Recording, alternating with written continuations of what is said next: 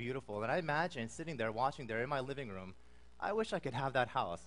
I wish I could allow and let my kids play in there. I can imagine just having community groups or people at church over, just living in such a nice, new, renewed home, a renovated home. Because that home there in those shows, there's something where it's the same house, but because it's renovated, it's also a new house. So there's lines of continuity, but also lines of discontinuity. But it's magnificent, it's glorious, and it's a dream. But then I come back to reality and say, I'm never going to get a house like that. I'm never going to be on that show. But that's okay, because the good news for me and for you here this morning, if you're like me, is that Revelation 21, 1-8, shows you a renovated home, shows you a renewed home. Because there's lines of continuity from the world we live in here now, but there's also lines of discontinuity that in the grace of Jesus, there is a renewed heaven and home for us, earth, for us here this morning. And it's real, it's ours, and this is a picture, a vision of John that shows us what our future and our destiny holds. And this is something that we will surely inhabit, and that gives us great encouragement, great privilege, great hope, I pray, this morning. It gives encouragement to people who are suffering, especially in the original readers of the book or the letter of Revelation, because I think John may be recording this vision to people who are suffering under this tyrant, this emperor of Domitian. They're suffering in ways that many of us probably will never suffer. They're getting persecuted, they're getting burned at the stake, their homes and their goods and their economic resources are getting plundered. And so John records this vision and says, don't give up, because you have a renovated home waiting for you when it's all said and done. They say that Revelation is actually one of the hardest books to interpret and understand, if not the hardest book. Maybe Song of Solomon is second place, but Revelation might be the hardest one, because there's a lot of imagery, there's a lot of symbolism, you can't figure out what is what. Even numbers, which are supposed to be clear and quantitative, oftentimes actually just mean something else. But that's okay, because throughout the book of Revelation, there's one theme, one main point throughout this book that is really clear, and that's this: Christ reigns in your life. Christ reigns. And that's really the point of our message here this morning. Jesus reigns over your life now, friends. Jesus reigns over in power and glory and mercy. This vision here in Revelations 21, 1-8 is your vision. This vision, this picture, this renovated new heaven and new earth is yours, is your hope. And so we're going to consider this as a way to encourage you in your life here today, because I know that in your hearts, many of you may be tearing, maybe crying, maybe suffering, maybe struggling, maybe confused. And so this vision is your vision. So I want to consider this hope, this future home of ours, from the vantage points of three perspectives as usual. First, we'll look at this vision, this hope, as a city of grace. Secondly, a bride of intimacy. And third, as a people for eternity. So this great vision of what we see here in these 8 verses, we'll see a city of grace, a bride for intimacy, and a people for eternity. And I pray that this would warm your hearts and encourage you to devote your life to Jesus. So point 1, a city of grace. I read that the beauty of a city can be intensified, actually, and illuminated by the backdrop of the sky. So however beautiful the sky is can illuminate the beauty of the city. So I guess that's why New York City looks even more brilliant and powerful when the bright lights of New York City and Manhattan are shown against the backdrop of a pitch black night and a clear night that you can see everything. I hear that, even though I've never been there, that Paris could be even more beautiful and dreamlike and surreal, especially when it's a perfect sunset that illumines the architecture and the symmetry of the Eiffel Tower. And I guess, Fullerton is Fullerton. It may look beautiful if you close your eyes and just pretend it's San Diego or San Francisco, and that's the best that you're going to get. But what we have here in the first 2 verses of this passage, in verses 1-2, John gives us a city of Jerusalem, the holy city that comes down, but the beauty and power of it comes down in the backdrop of the new heaven and new earth. It comes down in this perspective of a total renovation, because that's what it says, new heaven and new earth, a total renovation. That's what John is recording for us. And it's new not in the sense of being created out of nothing, not new as in wasn't existing before but now comes into time, but that word there for new really gives us a sense that it's new in quality, new in sort of its character.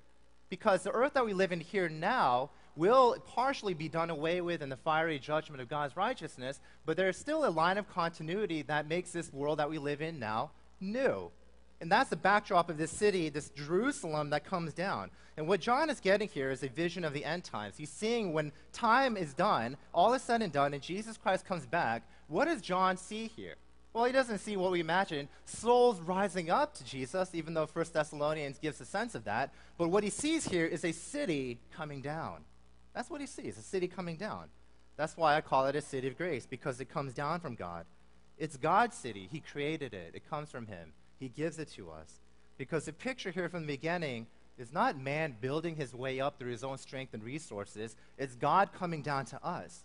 It's not man through our own sort of works righteousness, our own sort of personal efforts reaching up to God like the Tower of Babel.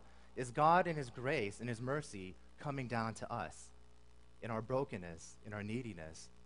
Friends, in other words, this picture sets up the stage and says we don't earn the city of God. We receive it. It's given to us. And this is the fulfillment of the prophet Isaiah.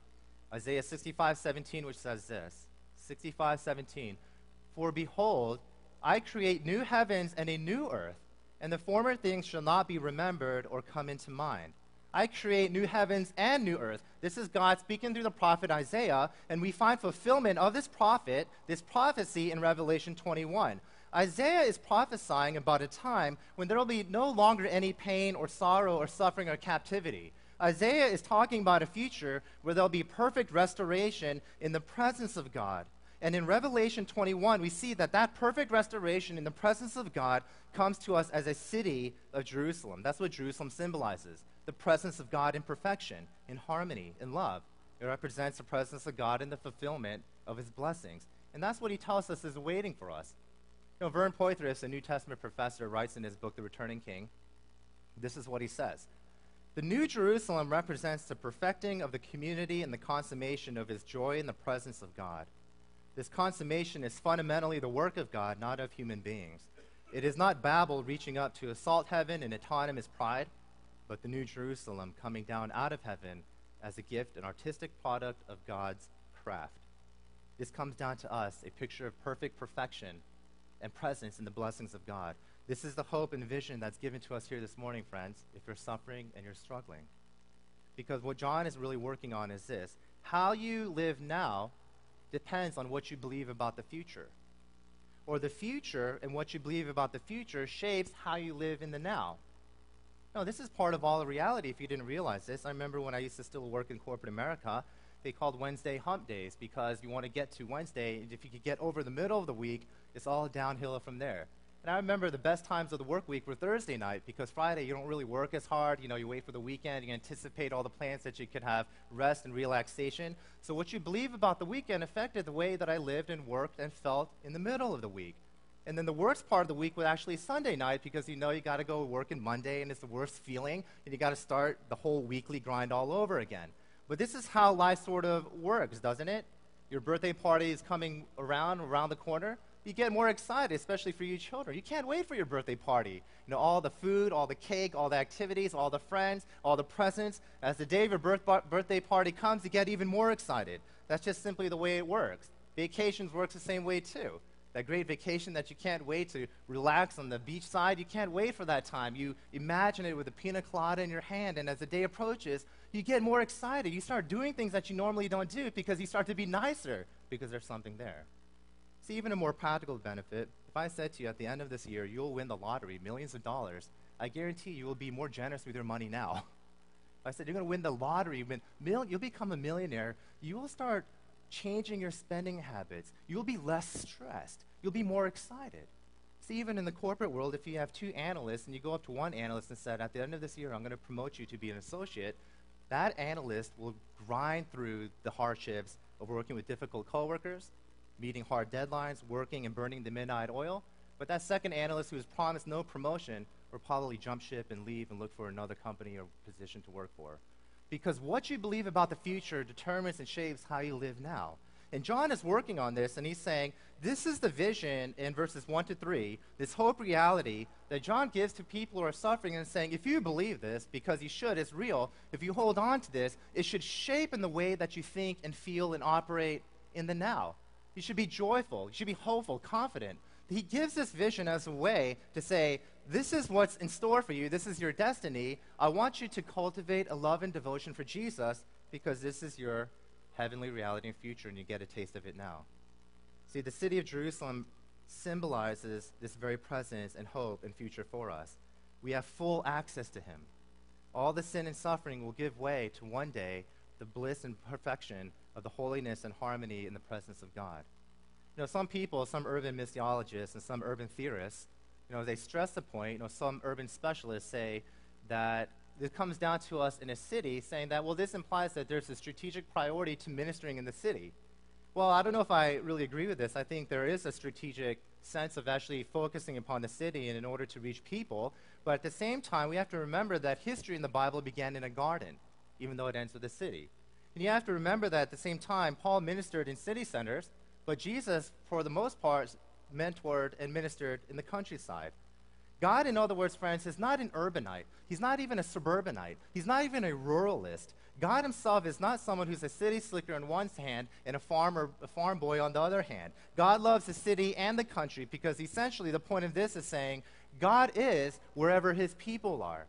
People are important to him. He wants to dwell with them. And his point is that I love people is what God says, and my priority is to make a people for myself that I could give you the fullness of my blessing and the fullness of my peace and the fullness of my grace and heavenly perfection where there will be no more suffering and pain. And that is what this hope gives to us that should dictate and shape the way that we live now. That's what he's telling us in the intimacy, which leads us to point 2. Because not only is this vision one of a city of Jerusalem, a holy city of God's presence, but he also says that point 2, there's a bride here, there's a marriage of intimacy, a relationship that is sort of so deep and so loving that you'll have your deepest satisfactions of your heart filled. So we see this in verse 2 because it says, this holy city now in verse 2 leads us into the image of a bride, prepared as a bride, adorned for her husband.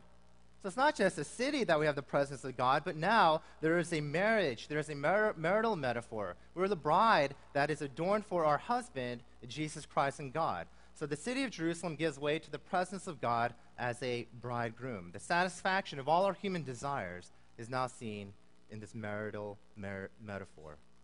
Because, friends, it's one thing to know that you have access to God as a city, as a people group, a culture, but it's one thing to know that you have access to God as a spouse and as a wife.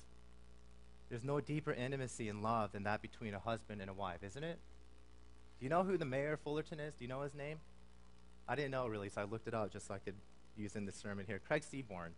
And so you may know something. You may have access to Craig Seaborn because you're his constituent. He represents you. You may have some knowledge of him. You may have access to him because you'll know his political agenda, his speaking engagements, his affiliations, his platform, and his positions. You have access to him. You know him. But at the same time, Craig Seaborn, the mayor of Fullerton, his wife Stacy, whom he married in 1997, has access to him in a way that you will never have. Because you can access Craig Seaborn, maybe, I'm guessing, if you know his office hours and you're diligent and you're vigilant, calling day in and day out, being savvy and jumping through loopholes to work with the secretary to get access to Craig Seaborn. But you will never have access to Craig like his wife Stacy does in the middle of the night when she needs to be comforted and wakes her husband up. We may be able to interrupt Craig Seaborn in the office as a city constituent of Fullerton, but his wife can interrupt him in the middle of his sleep when he's dead tired. That's the level of intimacy that this passage is showing to us. The marriage imagery intensifies, friends, the intimacy and love that we have with God. And this, again, is fulfilled in a fulfillment of actually a prophet in Isaiah, again, chapter 61:10, where Isaiah says this, I will greatly rejoice in the Lord. My soul shall exult in my God, for he has clothed me with the garments of salvation. He has covered me with a robe of righteousness. As a bridegroom decks himself like a priest with a beautiful headdress, and as a bride adorns herself with her jewels, saying that there's a vision of this perfect relationship where the people of God will be married to God, and that fulfillment comes in the vision of John, Revelation 21, 1-8. And this vision of John gives us here not only the presence of God as a holy city, but the presence of God as a husband, whom you have access in the deepest restraints or the deepest depths of your heart to wake God up at any moment's notice, even in the middle of the night when you need comfort. That's the access that you have. That's the grace that is given to you. That is the vision that John gives to us. And that's helpful because this means that in God, in this future reality, we have access to one of the deepest desires of the human heart to be filled. See, one of the deepest desires of humanity is simply to be loved and to be accepted. We all want to be loved. We all want to be accepted. We all want position and significance. We all want a joy that can never be satisfied, but to be forever satisfied. In this vision, this metaphor of a perfect relationship as a bride for our bridegroom God says that our deepest desires of our hearts can only be filled in this vision by God. That's why, as I said before, Augustine, in his book Confession, says our hearts are restless until it finds its rest in thee. That's why Blaise Pascal, the French philosopher and mathematician, said that in the heart of man is a God-shaped void that only God can fill. And that's the human predicament. Or maybe that great theologian of all time, Charlie Brown, says in that Be My Valentine, checks the mailbox week in and week out leading up to February 14th and says, it notices that the mailbox is empty, with a big sigh just says, I just want a Valentine. I want to be loved. See, I looked this up a little bit, and there's an article that said the number one saddest cartoon character of all time is actually Charlie Brown. Kind of weird they put this in a children's cartoon strip. But born without good looks or talents, constantly ignored and put down, Charlie Brown dreamt of being a great baseball player, could barely even play the game. He always tried to kick the football, but never did. Lucy even said to him, Lucy, one of the other characters, said to Charlie Brown in one comic strip, I'm not sure what happiness means, but I look in your eyes and I know that it isn't there. This is a kid's cartoon. See, Charlie Brown was, in some sense, as I read about this, was trying to depict what it's like as children, a life of child, to the parents and say, being a child is really hard. There's a lot of pressures. There's a lot of angst there. But Charlie Brown also is a commentary on the human condition, because what goes inside Charlie Brown's heart not only resides with kids, but it stays with adults even into our 40s, 50s, even 60s. Because Charlie Brown, in his depiction of this personal character, says that mankind, human beings, all have an innate desire to be loved and to be accepted. All have a joy that we want to be satisfied. We all want this in the deepest recesses of our soul. And we can have a level of dissatisfaction, friends. We know this. We can have a level of joy and a level of love. We can have, in some sense, this desire of human nature to be filled in human relationships and experiences in this world. But what the Bible seems to say is that the love you experience among people, the joys that you have in your memories and experiences, are all a deep second, a distant second, a shadow of the very love of God given to you. That's what it is. So every good blessing that you have here is real. Every love relationship that you have is genuine. Every experience and memory that you have is real and it's there. But it pales in comparison to the love of Jesus and love of God for you. That's why C.S. Lewis in The Weight of Glory made this point, and he said this about our human experiences and our memories, our joys and our satisfactions. He says, for they are not the thing itself. They are only the scent of a flower we have not found. They are the echo of a tune we have not heard. They are news from a country we have never visited. And he's saying all the blessings that we have here are real and genuine, but at the same time, they're just a shadow of the heavenly reality. And what John gives us here to encourage us in our lives is a vision and a picture of this source, that we don't just have the scent, but now in Christ we have the flower. We don't just have the echo, but now in God we have the tune. We just don't have the message of the country, but now in God we have the actual visitation to reside as a resident of this country. And that is what John gives us here as a wedding. Friends, you ever been to a wedding? You ever been to a wedding? I think most of us have, haven't we? I'm sure many of us have. We all know how weddings began. In some form or fashion, the groom and the groomsman walk up and the presider's up there, and really just kind of building up to really the grand entrance of the bride. The bridesmaids come in to some song one by one, and all of a sudden, the music changes. The people stand up. And then the doors kick open, and in comes this beautiful bride as she walks in, decked out in a beautiful white dress. See, for some of the husbands, the first time you ever saw your wife may have been in tennis shoes and jeans and a t-shirt. But on the day of your wedding, she will look magnificent in a white, beautiful dress with the music coming in. And the dress there, as she is adorned, celebrates the joy and excitement of the occasion. The dress there highlights the importance and the beauty of the occasion. That's why clothes are important. There's some significance to clothes. Well, I heard somebody snicker, but let me say this. A couple of elders a couple of years ago went down to San Diego to have an elders retreat. We talked, we prayed, we fellowshiped. It was a wonderful time. So clothes have some importance to commemorate the excitement and the joy of the occasion. So I said, as we're driving back up, let's stop by over at Carlsbad Outlets. There's a theory outlet. So maybe we could all buy a skinny tie and all the elders could commemorate the occasion together. Okay, that didn't work, so let's move on. But verse 2 says this. Verse 2 says, the bride was adorned for her husband. Adorned means that it's made beautiful, it's decorated, it's beautified with ornaments. And so it shows that there's an excitement, a purpose in this grand satisfaction of the human desire to come and be filled with the very love of God as he is our bridegroom. Friends, have you ever been to a wedding? Have you ever been to one? If you haven't, you haven't. It's okay, because I'm here to tell you, as John is, just wait a little bit, because you're about to enter the wedding of the century, the wedding of the millennium, the wedding of all eternity. And this is a wedding that you will not be the one in the congregation standing up watching the bride come in, but this is the wedding where you yourself, in faith in Jesus, will be that bride. And there will be a door opened up to salvation and righteousness as we walk into the heavenly throne of our heavenly King. And we won't just hear the music of a wedding march, but we'll hear the heavenly angelic worship of God on his throne. And that is the wedding that we're headed towards. That'll be the consummation of all the joy, satisfaction that we have in our heart. That will be the picture of God's people, by faith in Jesus, that we could dwell with our husband for all eternity. And that brings me to my last and final point. John wants to encourage us by showing that at the end of the day, we are a people for eternity with God. Read with me again verses 3 to 4. 3 to 4. It says, I heard a loud voice from the throne saying, behold, the dwelling place of God is with man. He will dwell with them, and they will be his people, and God himself would be with them as their God. He will wipe away every tear from their eyes, and death shall be no more. Neither shall there be mourning, nor crying, nor pain any more, for the former things have passed away. So that's what he's saying here. Friends, if you look at this for a moment, verses 1 to 2 appeal to your sense of sight. It says, I saw a new heaven and new earth. I saw a holy city. But then in verse 3 appeals to the sense of hearing.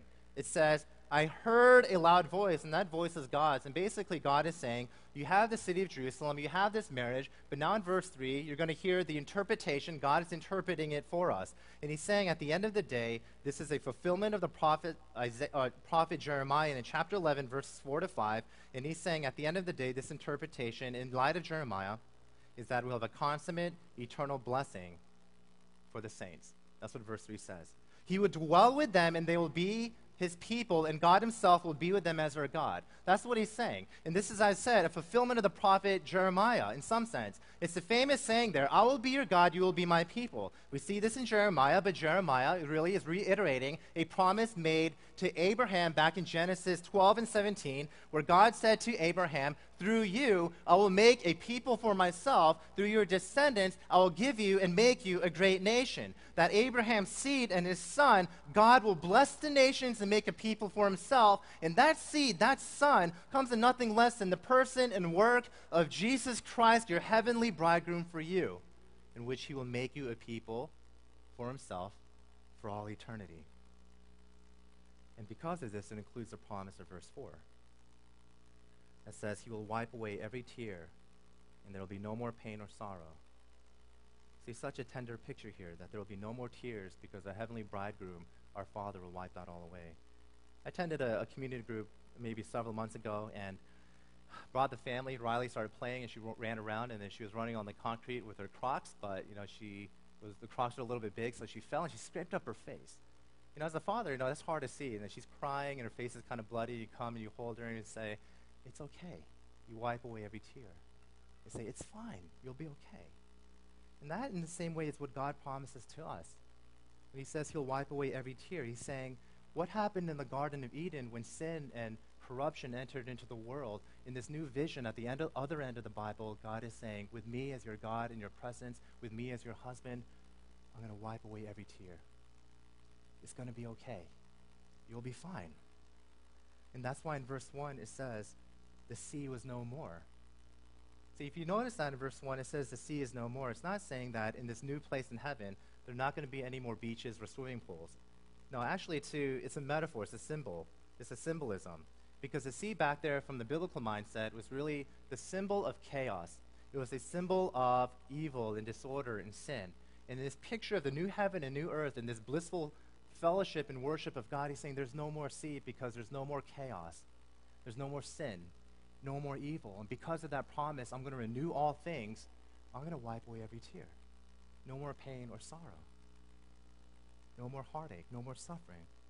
And that's the vision that we have one day. that there will be no more sea. See, many of us in this past week have been following some of the tragic events in Charleston, South Carolina. I don't want to give, obviously, a political commentary. I'm not even knowledgeable enough to do this. I don't even know what actually to say. But all of us know that in Mother Emanuel, this historic African-American church has suffered one of the most tragic and devastating experiences in the death of 8 people, I believe.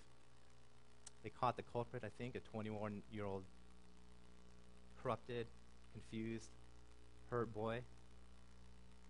Now, I don't know about you, but for myself, I could probably safely say that I don't fully understand the suffering of that community and that church and those people, those family and friends. I won't fully understand that. Those families and those friends in Charleston, South Carolina. And I did read a couple of blogs, and it says, and I agree, that some of the platitudes of the Christian truth, which are really true, maybe sound too trite and somewhat too much of a pat answer. But I did read this, and I thought this was helpful. Peter Beck writes this: "What do we do when the church isn't safe? How do we react to the harsh reality that church isn't a sanctuary? We're reminded that there are no safe sanctuaries in a fallen world. We are only safe in Christ." And I don't know the experiences and the tragedy. I believe God may be walking with them. I think the only thing we could call the church to do is pray for that community and the gospel to go forth. But I do that even in our prayers and God's wisdom and timing, that he would give those people at some point the vision of Revelation 21, 1 through 8, to tell them that at one moment, someday, there will be no more sea. Because the sea of chaos and evil and tragedy, racism, victimization, attack that church, attack those people in that particular culture, that particular part of the United States. But one day, I pray that they would resonate with the reality that God promises them in Jesus, there will be no more sea. And that they could hold on to that promise. See, friends, for us here today, in various forms, in various degrees, in various expressions, all of you are experiencing your own battle with the sea, aren't you? The sin of your hearts, the sin of people. You know, many of you are dealing with difficulties in marriage. Many of you are dealing with perhaps anxiety and depression. Many of the children, maybe you're getting bullied at school. Maybe you're struggling to find out where you fit in. These are various forms of the sea, various forms of sin and fallenness and struggles in this life. Many of you are struggling with finding significance in this world, to find what is my next phase and stage in life. Many of you are struggling with just community and people, feeling so lonely and never finding the place that you fit. Many of you may be suffering in deeper experiences of physical pain and the potential of actually losing your life. And John, God, Jesus is saying to you here this morning, I understand the sea that you're in, but I'm going to take the sea upon myself in Jesus Christ, and one day I'm telling you, hold on to the promise that there will be a time where the sea will be no more. There may be only a time where sea will dry up. For Californians, this is the only time that you may actually hope for a drought, because the sea of the chaos will be done away. As I close this message, I'm reminded of what I heard once in a lecture by a gentleman by the name of Bill Mounts, which he was talking about this doctrine called Eschatology, which basically means the end times, and he said this, which I think is appropriate for this message. If you want a practical application of this sort of fancy word of eschatology, he said this: in the end, you will win, sin will lose, hang in there. In the end, you will win, sin will lose, hang in there. Because Jesus hung on the cross for you. Let us pray.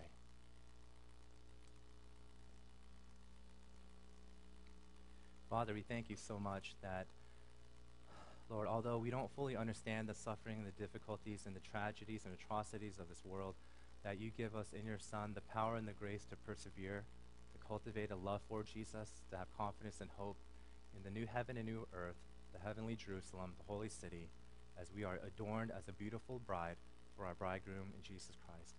Father, we eagerly wait for that day in which you will wipe away every tear, sorrow, and pain, hardship and difficulty, suffering and evil. The chaos of the sea will be no more. So we look for that as the blood of Jesus washes away the chaos of the sea for your people in eternal bliss and perfection and harmony. So Father, I thank you, and I pray all this in Jesus Christ. Amen. At this time, if we could all rise, and let's respond to the means of grace. As the deacons will go around to collect the tithes and offerings, let's respond to the song of thanksgiving.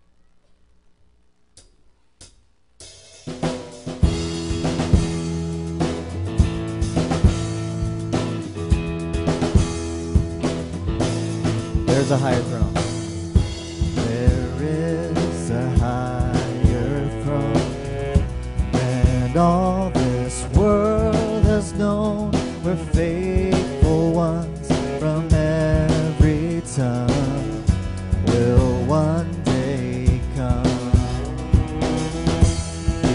for the sun will stand, may fall us through